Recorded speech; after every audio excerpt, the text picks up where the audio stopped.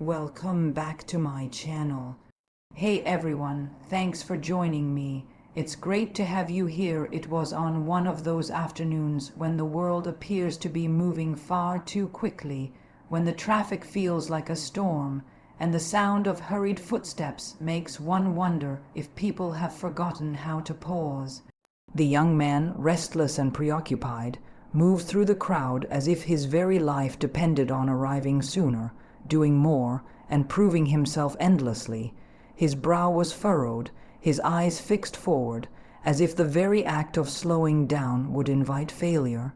Every sound, every movement around him only seemed to deepen his urgency, and he carried that weight like an invisible chain. He was not cruel nor careless, but he had grown so accustomed to the race of modern living that he scarcely remembered what it felt like to breathe deeply or to look upon the world with wonder. And yet, as fate so often arranges, it was precisely at that moment of exhaustion, when his soul was too weary to disguise its longing, that he encountered her. She was not rushing. She was not scanning her phone for messages, nor hurrying to cross the street before the light changed. Instead, she sat upon a simple bench near a small cafe, a cup of tea resting in her hands, her posture untroubled, her gaze directed toward the sky, as though clouds themselves were telling her a story. In a world intoxicated by speed, she seemed to belong to a gentler rhythm, one that echoed the sound of leaves rustling in the wind or the measured heartbeat of one who is content to simply exist. The young man noticed her first with curiosity. How could anyone be so still, so unbothered by the rush of time? At first, he mistook her calmness for idleness, for he had been taught that to be still was to be unproductive. But as he observed her, he realized there was nothing careless in her manner. The way she lifted her cup, the soft smile that touched her lips, the serenity in her gaze, all revealed a strength far deeper than endless motion could offer. She was not wasting time, she was savoring it.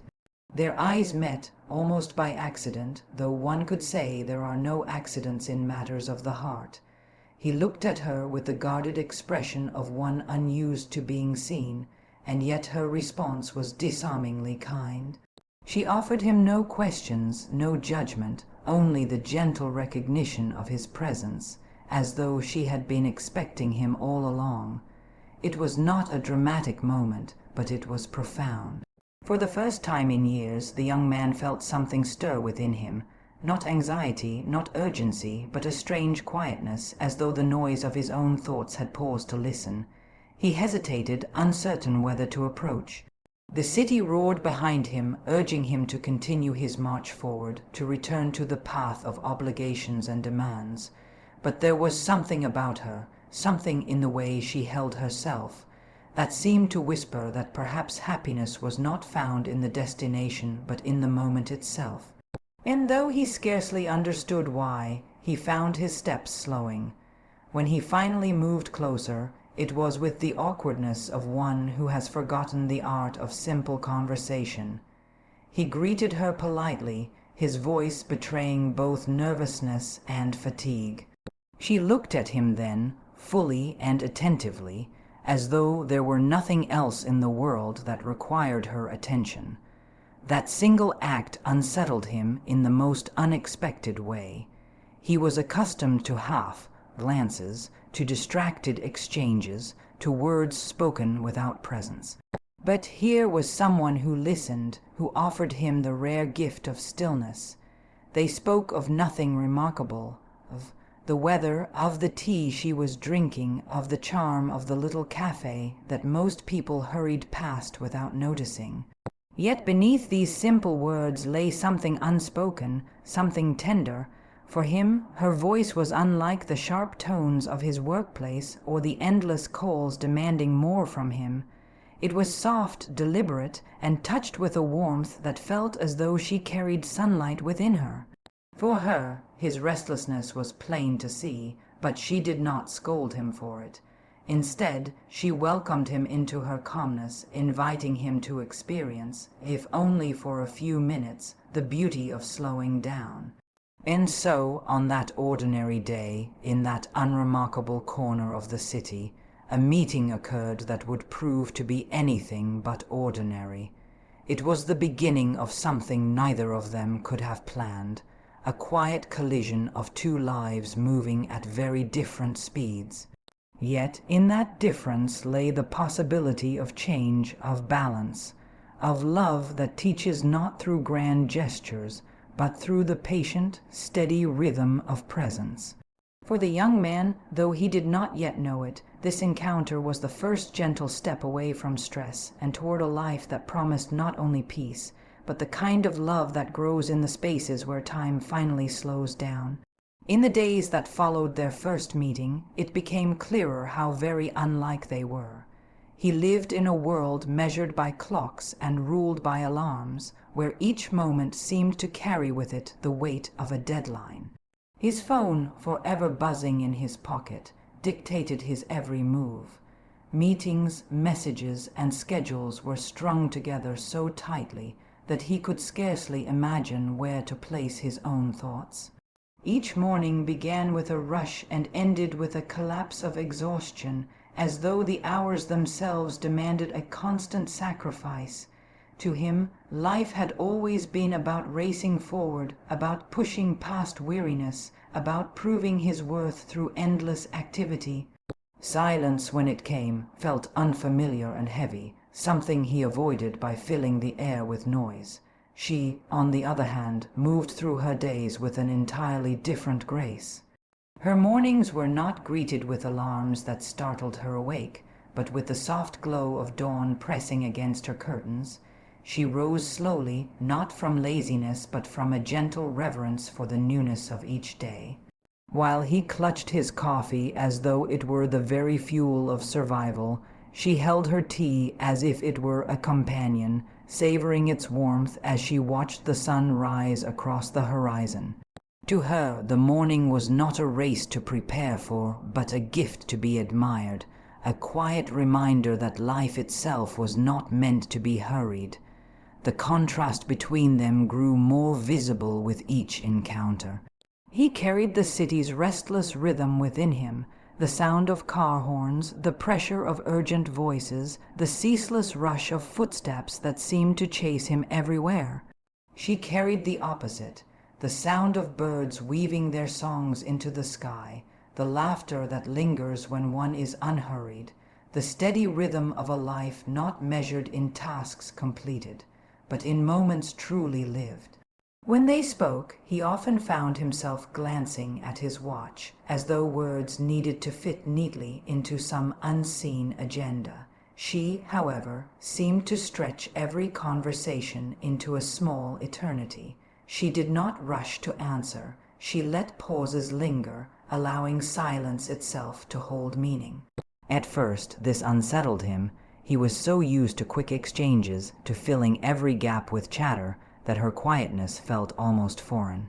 But slowly he began to see that in those pauses lay a kind of depth he had never experienced before, as though life revealed its truths not in speed, but in stillness. Evenings showed their differences most plainly.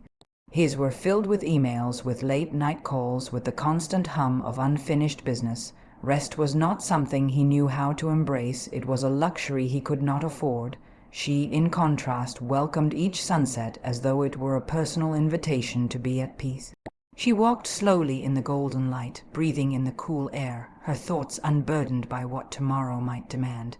Where he saw the close of the day as a reminder of all that remained undone, she saw it as a celebration of all that was simply lived.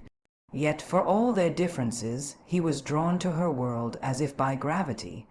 Her calmness did not make him feel small or foolish. Instead, it opened a door he had not known existed.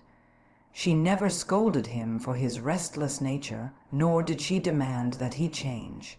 She simply lived differently, and in her presence he began to feel the faint stirrings of possibility, that perhaps life did not need to be one unbroken race.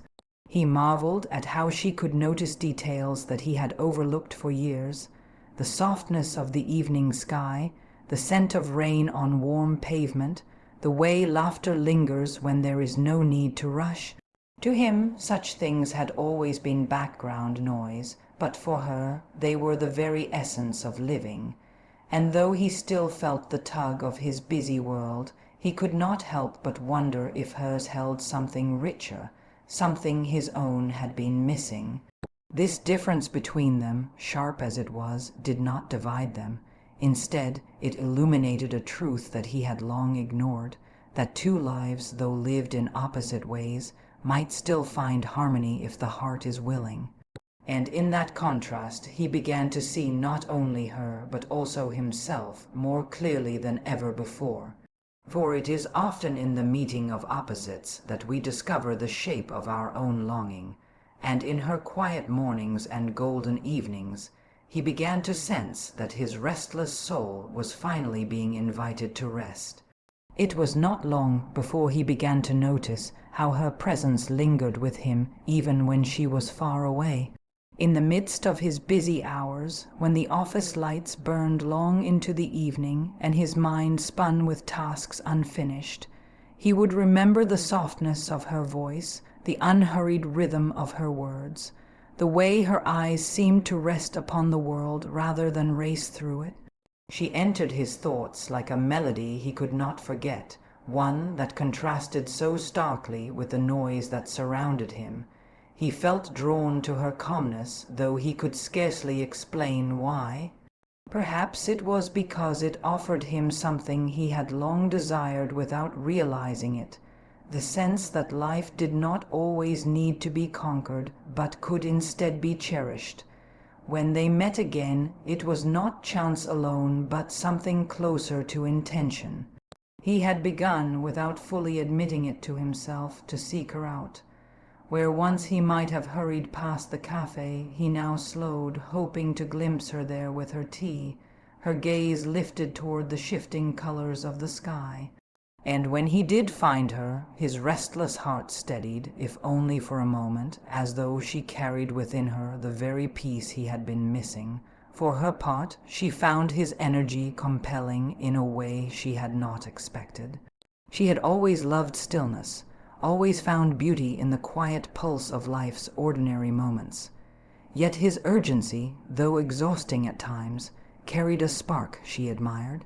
There was ambition in his stride, determination in his eyes, and she recognized in him a strength that was different from her own. It was not peace he carried, but fire, and though she wished to temper it, she could not deny that the fire, too, had its allure. Their conversations began to lengthen. He found himself confiding in her about the pressures that weighed on him, the constant expectation to do more, be more, achieve more. To his surprise, she listened without impatience, never dismissing his worries, never mocking his struggles. Instead, she acknowledged his efforts, even admired his persistence, but gently reminded him that worth was not measured by exhaustion. He had never heard such words before, and hearing them from her stirred something inside him that was both tender and unfamiliar. She, in turn, shared with him the simplicity of her days. She spoke of walks by the river at dusk, of mornings spent in quiet reflection, of the joy found in noticing the smallest details, the way sunlight filters through leaves, the comfort of silence shared with someone dear. He listened, at first skeptical, unable to imagine how such a life could bring fulfillment. And yet, as she spoke, he could not help but feel the pull of her world, as though it offered not emptiness, but a fullness of a different kind. He began to realize that her calmness was not weakness, nor was it idleness. It was strength of another sort, a strength that did not seek to dominate time but to honor it. And the more he watched her, the more he admired her ability to resist the rush that consumed everyone else. There was courage in her stillness, and it was a courage he wished, secretly, he could possess. And though she admired his fire, she longed to show him another way. Not to extinguish the energy that made him who he was, but to guide it, to soften it, to teach him that life's beauty is not always found in the height of ambition, but in the spaces between. She wanted him to see that slowing down did not mean losing, but gaining, that love itself thrives not in the frenzy of hours chased, but in the quiet of hours shared. The attraction between them deepened not through grand declarations, but through these simple exchanges, through glances that lingered a little too long, through words that carried more meaning than either dared to admit. He, restless and hurried, began to slow in her presence. She, calm and measured, found herself moved by his passion. Together they discovered a balance neither had known alone. It was the beginning of something delicate yet undeniable, a pull of two hearts shaped by different worlds, but drawn together by the possibility that love might teach them both a new way to live. It began so subtly that he hardly noticed it at first. A quiet shift, like the change in air before the coming of spring, so gentle it might easily be overlooked. Where once his steps had always been brisk, each stride driven by urgency, he found himself walking more slowly beside her. He had always been the one to rush across the street before the light even turned. But now he lingered, letting her steady pace guide his own. It was not impatience that stirred in him any longer, but an unfamiliar contentment, the awareness that the journey itself mattered just as much as the destination. In her presence, breathing became less of a necessity and more of a practice. He noticed the way she paused to inhale deeply when the breeze carried the scent of blooming flowers or fresh rain on warm pavement. At first, he wondered at her habit. Why stop for something so ordinary? Yet, when he followed her example, he discovered a sweetness in those breaths, a calm that settled over him like a gentle hand resting on his shoulder. The very act of breathing, which he had taken for granted, began to feel like a reminder that life itself was worth savoring. Even his laughter began to change. For years, laughter had been rare for him, short, hurried, more of a release than a joy, often shared between deadlines and obligations. But with her, laughter flowed easily, unforced and genuine. She laughed at the smallest things, a child's playful remark, a dog chasing its tail, even his own clumsy attempts to slow down and adopt her ways. Her laughter was light, like water bubbling over stones, and it invited his own until he found himself laughing in a way he had not since boyhood. It was a sound that freed him, one that reminded him there was more to life than what could be measured or achieved. Their time together drew him away from the noise he had long accepted as natural. She taught him to notice the little things he had always ignored, the shifting shades of pink and orange in a sunset, the stillness of early mornings when the world seemed to belong to them alone, the comfort of sitting side by side without a single word spoken. Each moment revealed a richness he had never imagined possible. It was not that his responsibilities vanished, nor that the world ceased to demand so much of him, but with her he learned that it was possible to exist differently, to meet the world with gentleness rather than with constant strain. At first these changes unsettled him. A part of him feared he was losing his drive, that by slowing down he might fall behind in the race he had always run. Yet she reminded him, not with lectures but through her example, that slowing down was not weakness but wisdom. It allowed him to see what he had missed before, that success without joy is hollow, that ambition without love is lonely, and that a life rushed is a life only half lived. He began to carve out small rituals of his own. Morning coffee was no longer swallowed in haste at his desk. Instead, he sometimes joined her for tea, learning to hold the cup as she did, as if it carried more than flavor, perhaps even a kind of peace. He found himself setting his phone aside when they were together, no longer needing the constant buzz of notifications to remind him of his worth. And slowly he discovered the beauty of presence, the way her hand felt in his, the way her smile softened the day, The way being truly with someone was richer than all the noise in the world combined. The change was not dramatic, nor was it immediate, but like the steady turning of the seasons, it reshaped him. He began to breathe not simply to survive, but to live. He walked slower, not out of weariness, but because he wanted to notice the world around him. And he cherished the little things, not because they were grand, but because they held within them the promise of love. Through her, he had begun to understand that happiness was not something to be chased, but something to be allowed, something that settled into the heart when one made space for it. And in that space he found not only peace but love, gentle, patient, and lasting, the kind of love that thrives when life itself is finally lived slowly. Yet even as he began to taste the sweetness of a slower life, the pull of his old world did not release him so easily. Stress, like a shadow, followed him wherever he went, waiting for the first chance to drag him back into its restless grip. His work, unyielding in its demands, reminded him daily that deadlines do not soften simply because the heart longs for peace. The calls came at late hours, the messages stacked one upon another, each demanding immediate attention. It seemed that every step he took toward her calmness was met with a tug backward into the chaos he had once called normal. There were nights when he sat alone, staring at the glowing screen, his chest tight with the familiar ache of pressure. He told himself that slowing down was impossible, that the world would never wait for him, and that he must return to the frantic rhythm or risk being left behind. Doubt whispered that her way of living was a dream, beautiful but impractical, a luxury he could not afford. And though he longed for her presence, the weight of his old life pressed heavily upon him, reminding him of the man he had always been. But she, with her steady grace, did not allow him to be swallowed by it. She never demanded that he choose between his world and hers. Instead, she remained constant, a quiet anchor against the storm.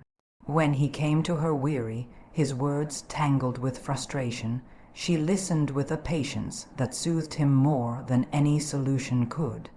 She did not rush to fix his burdens, nor did she scold him for allowing stress to return.